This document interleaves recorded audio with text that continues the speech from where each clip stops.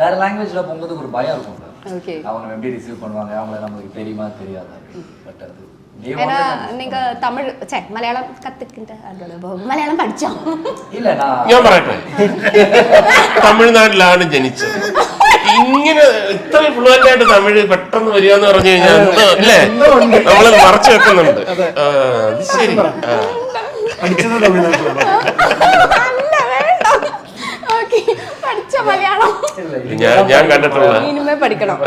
ഞാൻ കണ്ടിട്ടുള്ളതിലേക്ക് നമ്മുടെ മലയാളത്തില് നമ്മുടെ കൂടെ ഇല്ല രതീഷ് എന്ന് പറഞ്ഞ ആക്ടർ എത്രയോ കൊല്ലം മദ്രാസിൽ ജീവിച്ച ആളാണ്. ഒരു ദിവസം അദ്ദേഹത്തിൻ്റെ വീട്ടിൽ ഞാൻ ചെല്ലുന്നു.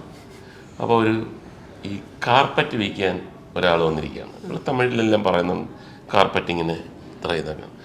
അവസാനം ഇതെല്ലാം കഴിഞ്ഞിട്ട് രതീഷ് പറഞ്ഞു ശരി, അപ്പം വില പറഞ്ഞു രതീഷ് പറഞ്ഞു, നിങ്ങളൊരു വില പറഞ്ഞു, ഞാനൊരു വില പറഞ്ഞു, രണ്ടുപേർക്കും നഷ്ടമില്ലാത്ത രീതി കൊടുങ്കോ. ഞാൻ പറഞ്ഞു ഇത്രയ്ക്ക് തമിഴറിയാതെ എനിക്ക് അറിയാം. അതേപോലെ ചെറുതായിട്ട് മനസ്സിലായി. ധ്യാൻ ചേട്ടാ ഈ മുകേഷ് ചേട്ടാ സെറ്റിൽ ഇങ്ങനെയൊക്കെ തന്നെയായിരുന്നു.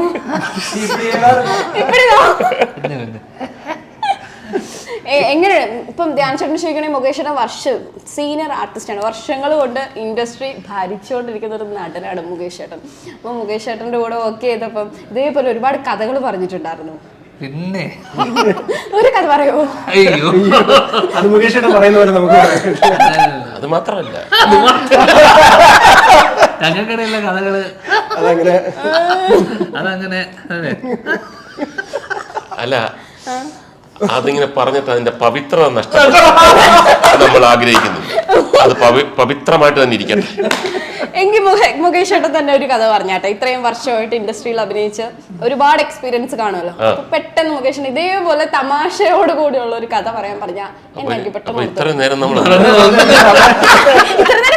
കഥയാണ് ചില സിനിമകളിലൊക്കെ പറയല്ലേ ഇനി ഞാനൊരു സത്യം എന്ന് പറയുമ്പോ അപ്പൊ ഇത്രയും നേരം പറഞ്ഞതെല്ലാം കള്ളമായിരുന്നു.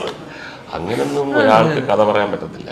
അതിനുള്ളൊരു സിറ്റുവേഷൻ വരണം, അത് റിലവൻസ് വേണം. കഥാപറച്ചിലുകാരുടെ റിലവൻസ് വേണം. അതായത് നമ്മൾ കാട്ടിൽ പോവുകയാണ്, കാട്ടിലോട്ട് പോകുമ്പോഴത്തേക്ക് നമ്മൾ ആ കാട്ടിലോട്ട് പോയപ്പോഴാണ് ഞാൻ ബാങ്കിൽ പോയൊരു കഥ ഓർമ്മ. അവിടെ പോയി തീർന്ന് ആർക്കും കേൾക്കണ്ട. കാട്ടിൽ പോകും